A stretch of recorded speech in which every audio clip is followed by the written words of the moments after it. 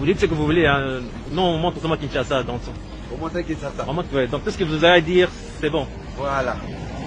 D'abord, je suis très content de vous rencontrer. Je m'appelle Novo Mondo André. Je suis retraité de France. J'ai fait 25 ans en France.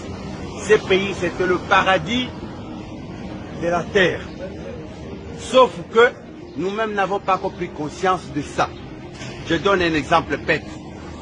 Le chef de l'État, je viens d'apprendre, qu'il va donner ou qu'il aurait prévu 500 jeeps pour les députés. Les députés, aucun député ne lui a demandé une jeep. Et ces députés-là ne sont pas à pied. Quel est le prix d'une jeep? Admettons, au bas mot, qu'une jeep coûte 20 000 dollars. Je rappelle que c'est 50 000. 50 000 dollars. Eh bien, le prix d'un tracteur, c'est combien pour faire l'agriculture? Eh bien, si tu sais qu'elle commande 500 tracteurs, à chaque député, on lui donne un tracteur. On demande à ces députés-là, dans sa circonscription, il va faire plus de 100 hectares ou 1000 hectares d'agriculture, planter seulement les haricots. Au bout de 4 mois, chaque hectare va apporter combien de tonnes de haricots? On donne à nos militaires, prend 1000 militaires, on leur demande de planter seulement des boutures de manioc sur une millier d'hectares de manioc. Au bout de 8 mois ou 12 mois, nous avons de manioc. Le prix de manioc ici va coûter un sac 10 000 francs. Qu'est-ce qu'il lui a pris pour aller proposer aux députés des jeeps? Une jeep, il ne donne seulement pas le jeep, le monsieur là va acheter le carburant, il va acheter de l'huile, ça va tomber en panne, tout ça. Ça va rapporter quoi au Congo? Mais apparemment, les jeeps sont à crédit, c'est-à-dire qu'ils vont payer petit à petit. Mais, apparemment. Mais justement, ces crédits-là, qui va donner les crédits? Mais prenez les crédits pour les tracteurs. Non, mais ça veut dire que chaque mois, les députés vont commencer à rembourser l'argent. Donc, ça va faire exactement 25 millions pour les 500 jeeps. Oui. 25 millions, et chaque mois, les députés vont commencer à remettre l'argent dans la caisse de l'État. Apparemment. Cet argent-là n'ira pas dans la caisse de l'État. Est-ce que quand quelqu'un fait l'agriculture ne va pas rapporter l'argent dans la caisse de l'État? Entre quelqu'un qui fait d'abord le Ndundala que vous appelez Bitekou et le Matembele. Au bout de 15 jours, vous avez le Bitekou. Lorsque vous allez à l'aéroport de Njiri, vous arrivez à la descente là, il y a des mamans qui font le Bitekou. Ces Bitekou là, ils mettent dans des cartons, ils amènent à l'aéroport, ça part en Europe, quartier Château Rouge, Bruxelles, Matongé, tout le monde achète ça le même jour, ces légumes là finis. 15 jours seulement. Mais si on fait des hectares de Matembele pour envoyer en Europe, ça rapporterait combien pour l'État congolais et pour cette population? Ici, on ne peut pas crever de faim.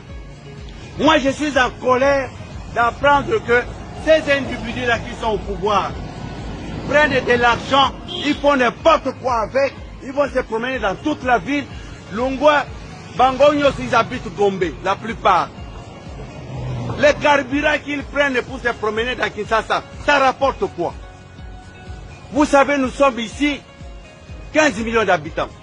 Disons, plus de la moitié sont des enfants, 8 millions sont des enfants. Et 7 millions sont des adultes. Si nous enlevons 1 million de malades, il va rester 6 millions de personnes valides. Les 6 millions de personnes valides, les femmes sont plus nombreuses que les hommes. Donc il y a 3 millions 500 femmes et 2 millions 500 hommes. À ces hommes-là, chaque homme pour lui donner une femme. Vous savez qu'on peut construire à chaque Congolais une maison, puisqu'il va prendre sa femme et ses enfants. Est-ce que nous sommes des malades quelque part? Ça ne va pas dans notre tête. Comment nous pouvons faire des choses comme si nous étions fous, nous étions des malades? Ils vont en Europe. Ils savent que dans Paris, il y a de l'eau, des fontaines d'eau dans Paris. Tu as soif, tu appuies quelque part, tu bois de l'eau. Et cette eau-là, la nappe phréatique de Paris, c'est plus sale que notre nappe phréatique ici. Pourquoi, bon sang? Pourquoi on ne peut pas installer des fontaines publiques ici pour que les gens puissent boire de l'eau? On nous apporte des bouteilles qu'on jette partout. Une petite bouteille doit marquer American Water, Swiss Water, Canadian Water. Quel est ce complexe-là, imbécile? Complexe d'aller mettre le nom du Canada, le nom de American Water, Swiss Water. Est-ce que Congo Water va beaucoup tirer? Maïwana est au bout de la Suisse.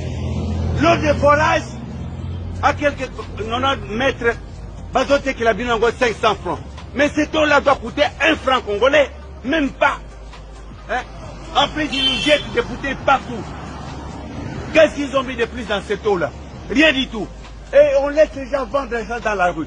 Tous ces gens-là dans la rue, on les arrête d'abord. Et puis on met des fontaines publiques. Nous avons de l'argent pour ça.